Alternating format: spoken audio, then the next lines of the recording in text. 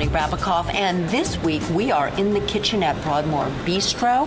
It is a culinary program sponsored by the Shawnee Mission School District. I'm talking to the lead instructor, Chef Bob Brassard. Bob, Chef, thank you for inviting us into your kitchen. It's great to have you here. All right, this is an extraordinary program. Let's talk about the concept for Broadmoor and what happens here. Sure. Shawnee Mission School District started this program approximately 12 or 13 years ago. In the last 10 years, the culinary program has tripled in size. I'll bet. And we've had a huge number of successes with our students, earning scholarships and national accolades and national recognition. So it's been a great ride for the last 10 years. And this is our new facility. We're sitting in the Broadmoor Bistro, our restaurant, which is the extension of our culinary and our commercial baking programs. And this is what we would call participative education, where we have customers that come in and evaluate the education that the students are getting at the Broadmoor Bistro. So I've been fortunate to be one of your dinner guests, and I understand this happens every Wednesday evening. So it's not just about what happens in the classroom. Your students are getting the opportunity for some real life experiences by serving to customers. And that was the whole idea, was that we wanted our students to have a real understanding of what the industry's like. And this is a career path development for a lot of different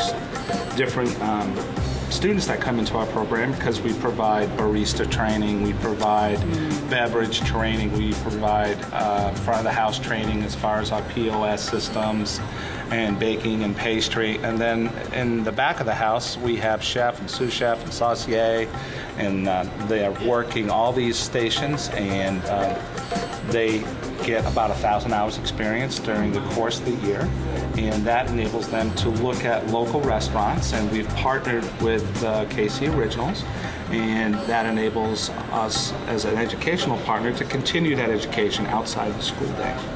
So many of your students go on to work in the industry, and some of them I understand go on for yet higher education in the culinary arts.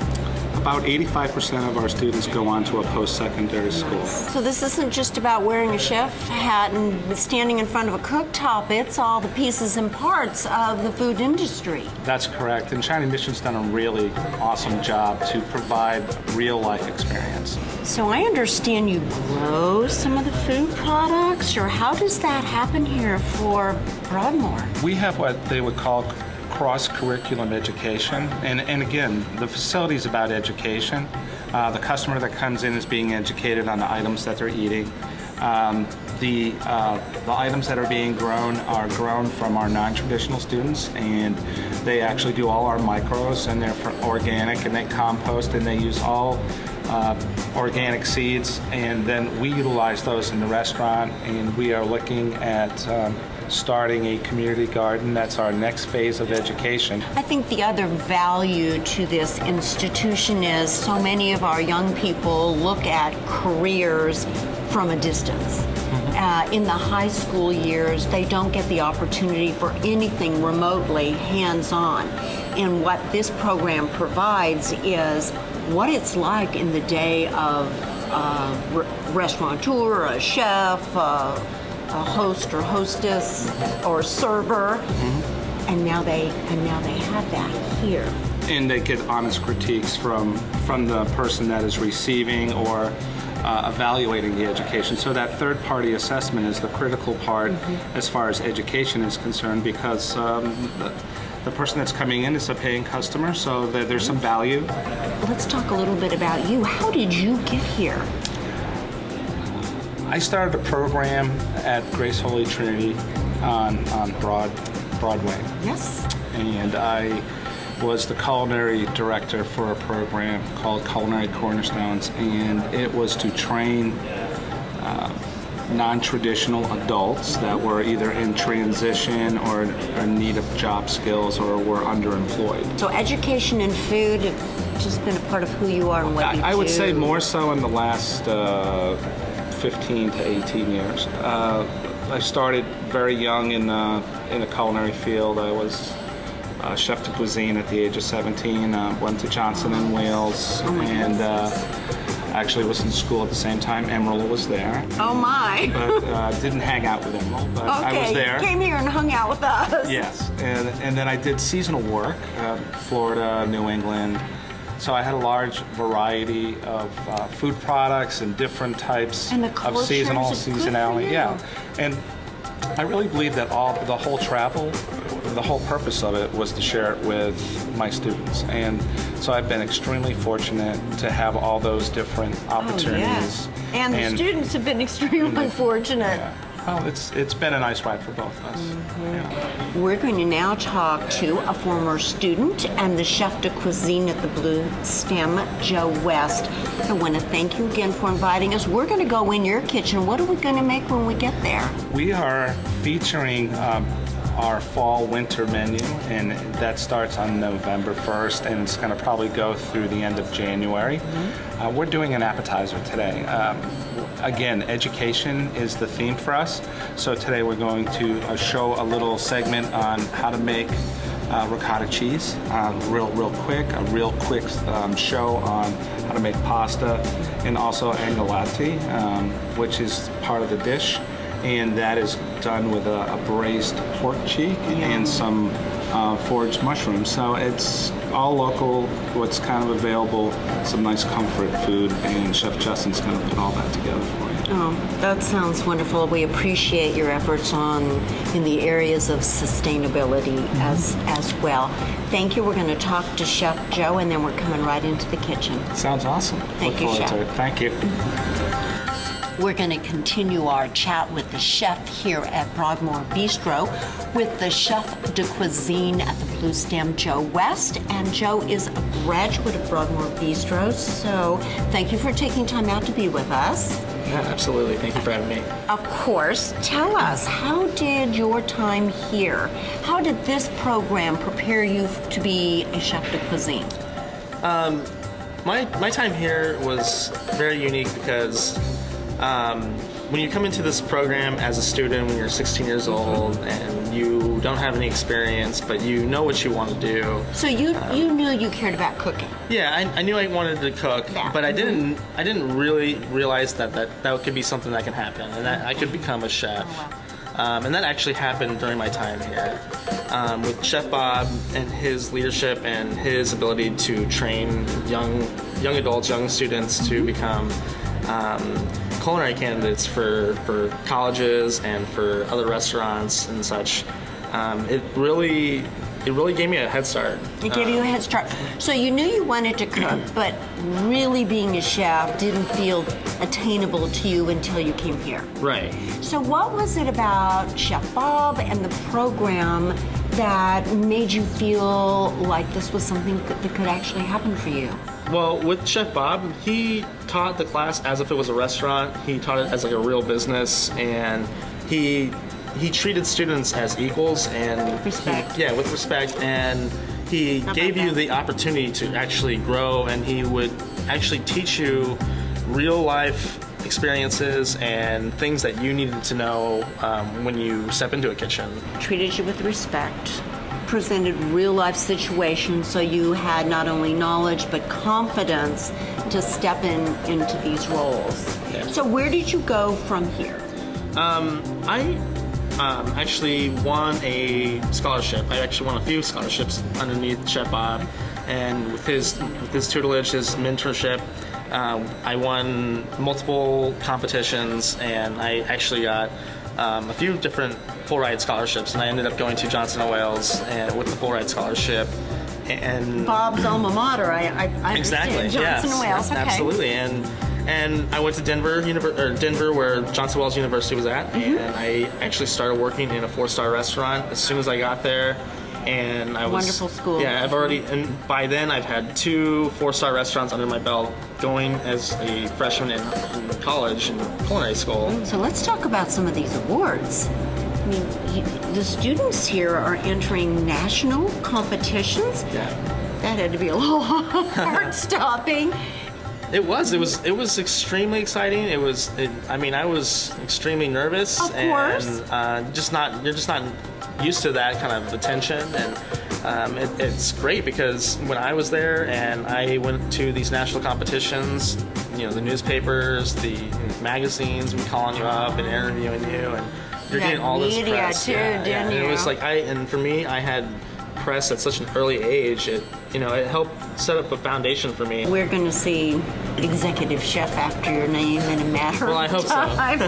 I suspect. Thank you for your time. Good luck to you. You're on a fabulous career path, and we appreciate you're taking the time to share some of your story with us, and also the congratulations on your many accomplishments at this tender age. Thank you.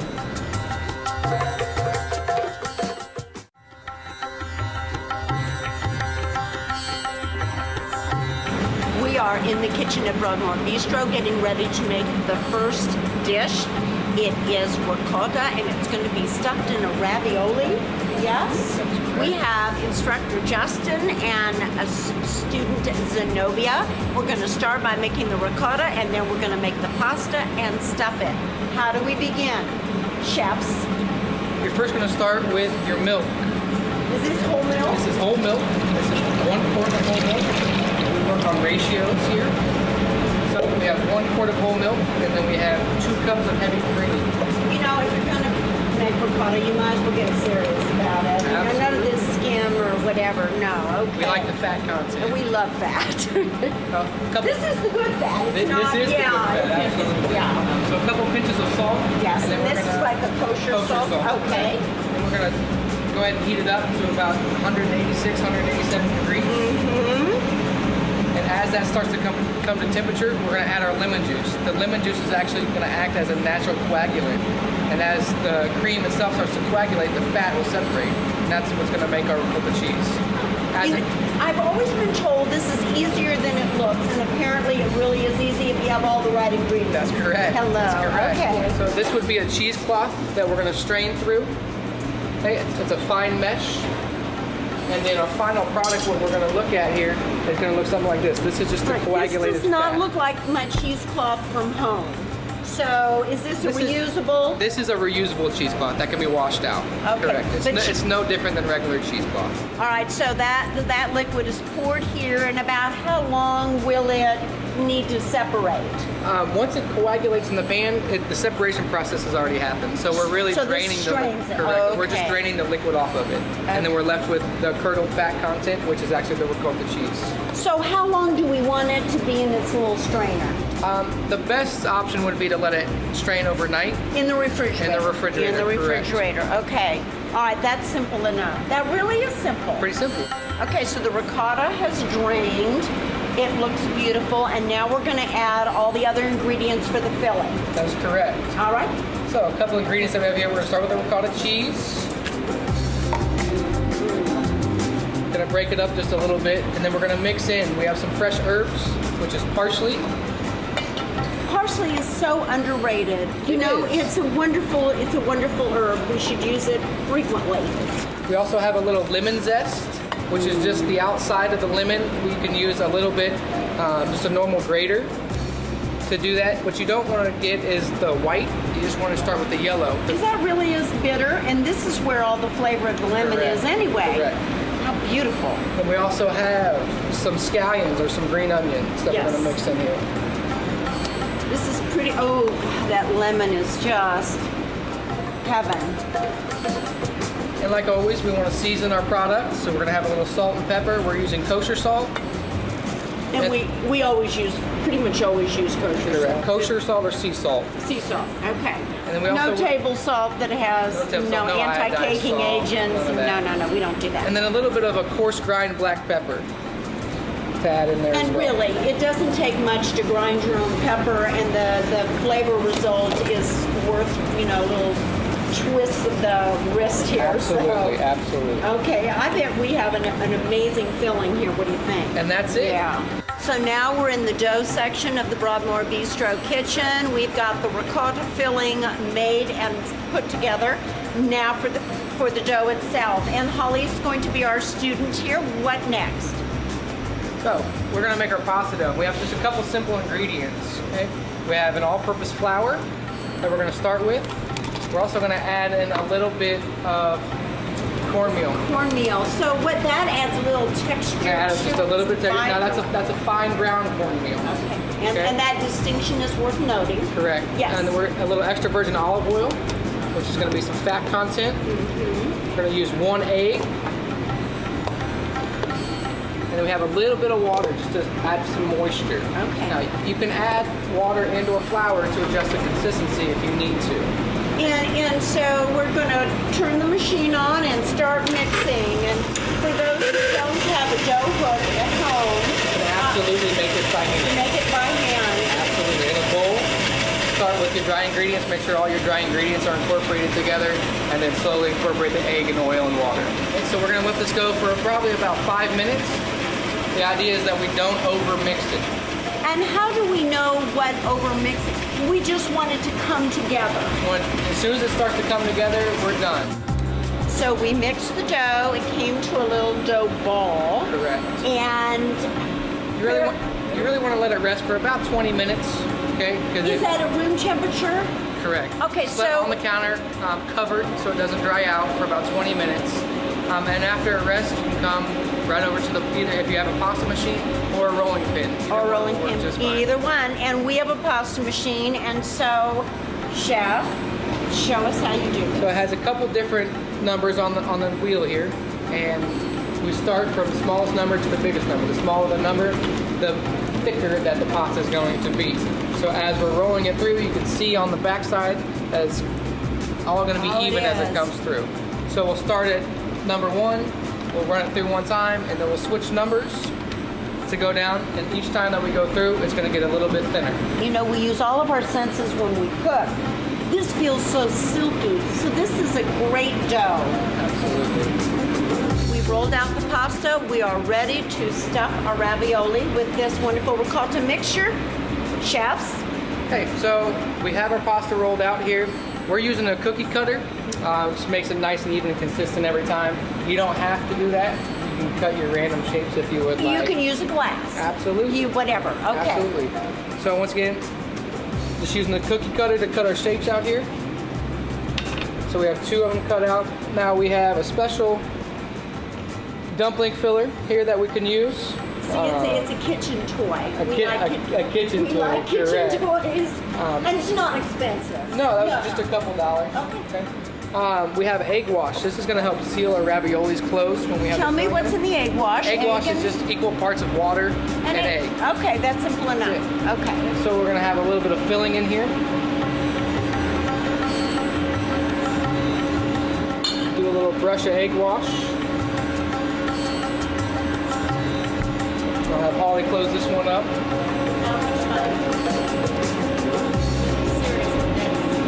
And that's another way to get your kids in the kitchen. Oh, how pretty. That makes it very Super easy, super quick. super easy. But if we didn't have this If you don't have kitchen the toy- fun tools, Okay.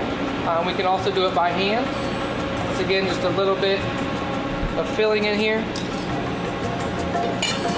And some egg wash. Just gonna fold it over.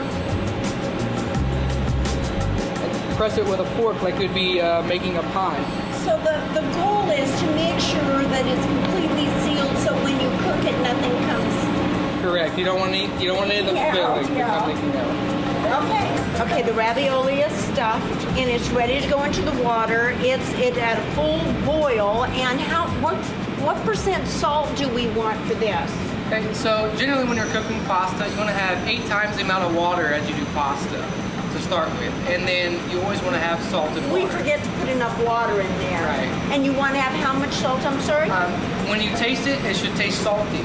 Yeah, So I was almost trying. It like should the taste like the ocean. sea. Okay. Right, almost like the ocean, minus the fish. Minus the fish, and that is an opportunity for the flavor to be infused Absolutely. into the product rather than sitting there with the salt shaker afterward. Okay, go for it. So you want to make sure your water is boiling, and with fresh pasta cooks very, very quickly. So as soon as these raviolis start to float, they're done. The ravioli is cooked, and now we're coming to the pork to help us with this portion of the dish. We have India and Justin. So we have our pork cheeks. Tell me, please, what is that really the cheek of the This pork? is literally the jaw muscle of the pig. Of the pig, and we know that originally people needed to use as much of the animal as possible. Absolutely. And so they became very creative about how to do that. Now, this is a piece of meat that has a lot of connective tissue in it. So you need to use a cooking technique like braising, which is low and slow, in order to break down some of that elastin and cartilage that's in the muscle. All right. So to start, we're going to make a marinade. We have red wine, either like a Pinot or Zinfandel or Cabernet. Okay, dry red. Dry red. Dry red, okay. We're going to start with that. We have some fresh thyme that we're just going to strip off of the stems itself. We just want the leaves. That's going to be the most fragrant part. Mm-hmm. We have, I would say, 1/8 of a teaspoon of thyme leaf that we're going to put into this red wine. And then we're also going to use some fresh rosemary. So wonderful, wonderful herbs for a hearty dish. And how long are we going to have the pork marinating in this mixture? We really like to have the pork marinate overnight. That's going to be the best option. So the same thing with the ricotta. Once it has cooked and we're back to draining it, it's going to drain overnight in the refrigerator, as is this. Correct. So easy enough to make happen, but just to be mindful that you need to start it the day before. You're just going to get more flavor development. And this marinade is also going to help tenderize the pork cheeks. So what we have here is olive oil. Olive oil, we have thyme and rosemary, and then we're going to, this is a little extra virgin olive oil that we're going to put in. We have a fig jam. You can get that at your local grocery store. If you don't have fig jam, you can use fresh figs or dried figs as well. The combination of the sweet and savory has wonderful depth of flavor here. We have a whole head of garlic, fresh garlic that we're going to put in. And be mindful when you marinate, you don't need to sit there and peel and chop. You just expose the surface. Juniper berries, just a couple. And then we're going to have a little salt and pepper as well. A little 3-finger pinch of salt. Three-finger, just, yeah. Pinch of black pepper. Okay. Next, we're going to just stir that up just a little bit. And then we're going to marinate and soak our pork cheeks in this overnight. So how many ounces would you say do we have of our pork cheek here? I would say on average a pork cheek weighs about 4 ounces, 4 to 5 ounces. Okay. So this little guy is going to go into the refrigerator and spend the night? Correct. Okay. All right, the pork has been marinating overnight and it's ready to saute and braise, and what do we do now, So chefs? when you take your pork cheeks out of the marinade, you want to make sure that you dry them off. Which is what happened we have over here on the Otherwise they steam instead Correct. of We're looking for some caramelize. caramelization, and we can't caramelize if we have the addition of moisture. So we're going to start with a little bit of olive oil in our pan. We're going to have a hot pan. And you might even see little whispers of smoke coming off of the pan. That's okay. I do see a whisper. There you go. So that means we have a hot pan. We are going to place our pork cheeks in our pan, and we're looking for caramelization, which means we're looking for some browning. You hear the little snap, crackle, pop, that means it's hot enough. You know, people mistakenly believe we want to keep the moisture on the marinated meat, thinking it'll make it juicier, when in fact it doesn't work that way at all. As we have it sitting overnight, all that moisture and flavor is actually inside the meat now. Okay? So you can actually start to see it browning a little bit around the edges. So once these are caramelized on both sides, we're going to remove them from the pan. Okay. So you can just put them on a sheet pan or on a plate. And literally, that took place in minutes. And all the little speckles of food that you see on the bottom of the pan, this is called fond. Fond is what's going to develop our flavor in our braising, so we want to leave that in there. All right, so we're leaving everything because it's going to come up eventually into the other ingredients. So we have our... And is it usually 2 parts of... We have 2 parts onions, 1 part carrot, and 1 part celery. And And that is a very traditional mixture. Correct. So braising essentially is getting it caramelized and then finishing it off in the oven, but it's slow and slow. What temperature are we So going to we're have? going to finish this at about 325 degrees. It'll probably be in the oven for an hour and a half to 2 hours. It's just going to deglaze all the stuff on the bottom of the pan. So all the flavor comes up and joins the rest of the food. And stand back, I'll be shooting you at mine. Might have a little flame here. So as this wine is going to reduce down a little bit, it's going to concentrate in flavor. We're going to put our pork cheeks back into this mixture.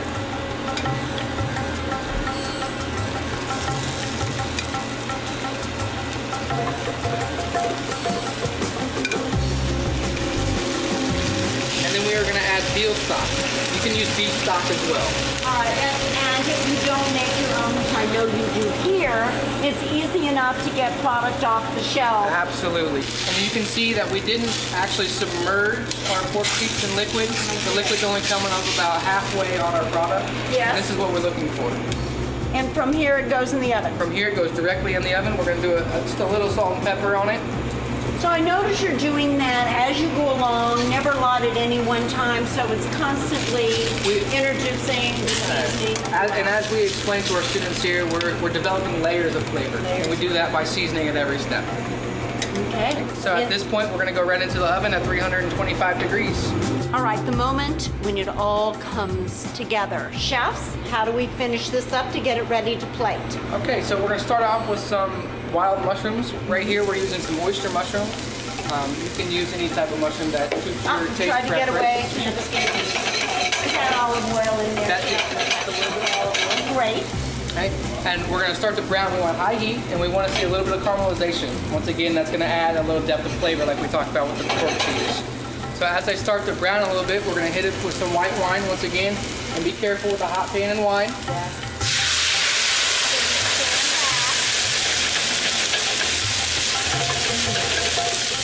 Once we have the white wine in there, we're going to do a little bit of shallot. Shallot is wonderful and underutilized. It's sort of I describe it as a combination between onions and garlic. It is, absolutely. Okay.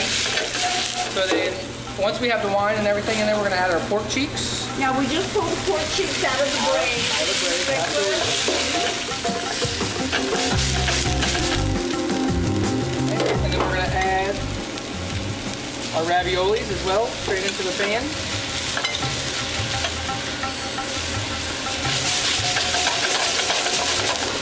And in the pot next to this here, we have some of the liquid from the braising of the pork cheeks. So we save that liquid. Correct. Okay, because it had all this flavor.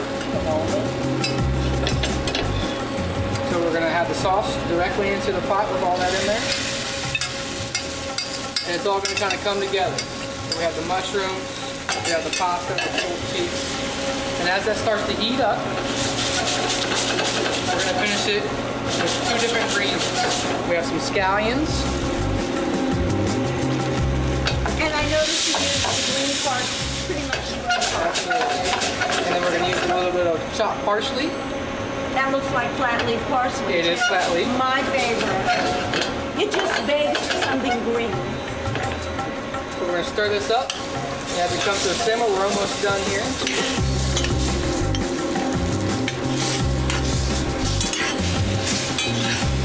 We're going to finish it with a little whole butter. You know, you don't need much, but it so makes a difference in the result. Absolutely. Finishing with whole butter is going to add a little bit of shine to our sauce. It's going to add a nice silky mouthfeel and some richness as well. And it again, just helps bring all the flavors together. Okay, so at this point, we're done.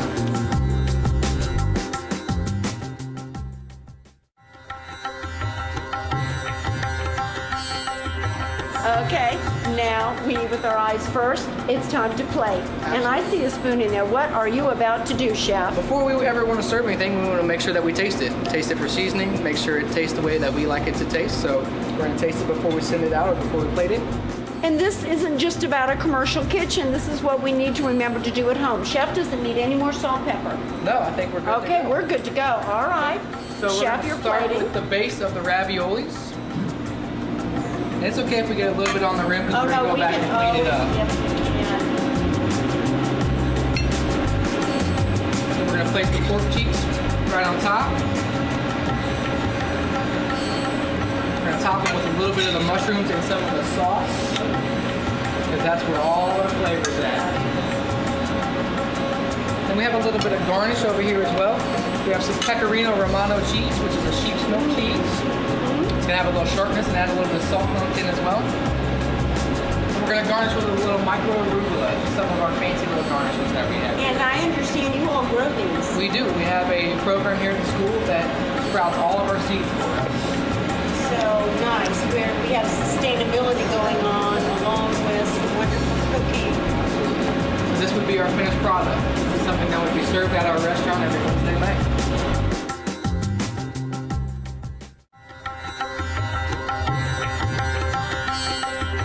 Hello, I'm Bonnie Rabakoff, and we have been in the kitchen at the Broadmoor Bistro preparing a signature dish. To taste it, our celebrity taster is Pete Doolin, who is the author of Last Bite and a food writer. Pete, thank you for taking time out from writing to come and do some more tasting. My pleasure. Okay, Chef, what have we prepared for Pete? Today we have made the fig braised pork cheeks, and they're served with a ravioli that's been stuffed with our house-made ricotta cheese. It's topped with a little bit of Pecorino Romano and some micro arugula. You need to take the first bite, even though your book's the last bite. Okay. My pleasure. I like the first bite and the last bite of just about everything. Okay. These, you should know, this dish was made by the students, and including the ricotta cheese. It's all house made, and that the greens on top were grown by students here at the Shawnee Mission School District as well. Fantastic. It's delicious. Very rich, the sauce. I haven't even gotten to the ravioli yet, but I like the mushrooms. Nice and kind of woodsy. So they're oyster mushrooms, and one of the things that gives this sauce so much depth of flavor is it has fig jam in it. Oh, I like it. Yeah. So you know it's that combination of sweet and savory. And the meat is pork cheek. So we know that in the day before supermarkets, when you literally lived off the land, they used every part of the animal, and they had to. And I know you know that. And this was an attempt to take the pork cheek, which is perfectly acceptable protein, and add some complex and exciting flavors to it. Well, It's so tender. it is. I'm always fond of using different cuts of meat, even if they're not a popular cut. You know, some of the inexpensive cuts that aren't often used in your kitchen tables at home. Chefs, in restaurants, they use them in very inventive ways. These times call for economics when we go to the grocery store and when we cook, which doesn't mean that you reduce your flavor at all. In fact, I think some of these cuts are more flavorful than the traditional cuts of meat. Absolutely. So tell us a little bit about your cookbook, Last Bite. Sure. Last Bite, it's 100 simple recipes from top local chefs in Kansas City, chefs as well as cooks. So there are 40 chefs and cooks represented in the book. And all of these recipes were originally featured in the Kansas City Star magazine. I write a recipe column called Last Bite. Thank you. And so these recipes were submitted by people over the past 2.5 years and printed in the paper. And it's a great representation of the culinary talent around Kansas City. Which we know and love. Absolutely. But there's also people that are food entrepreneurs and just they cook and have a business that's not a restaurant, and they just love to make food and get it out there and share it with Foodies. people. Absolutely. Foodies. So we're devoted to that. You know, and that is a part of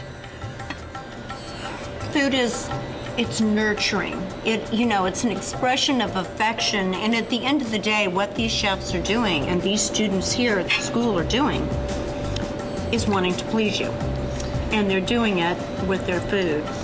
Absolutely. I mean, food is by nature, I believe, and I think a lot of others do, that it's social. I mean, cooking for people, sitting down at the table and enjoying it with each other, having conversation.